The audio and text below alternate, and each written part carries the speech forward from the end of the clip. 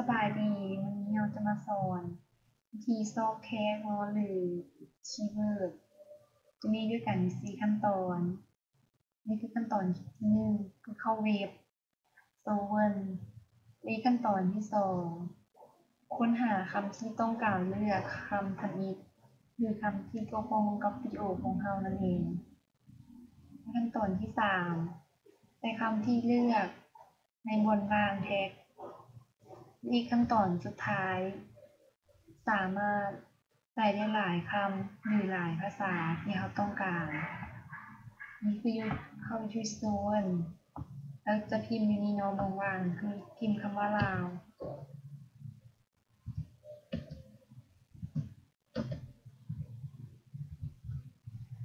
นี่เราจะเลือกอยู่ลาวซ่อง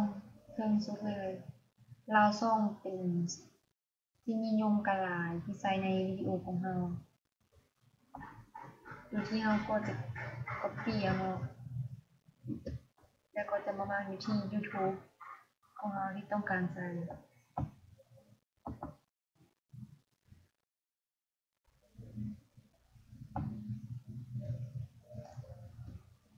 นี่คือช่องทางเนาะหลังจากนั้นเราก็สามารถบันทึกการที่เราเปลี่ยนแปลงได้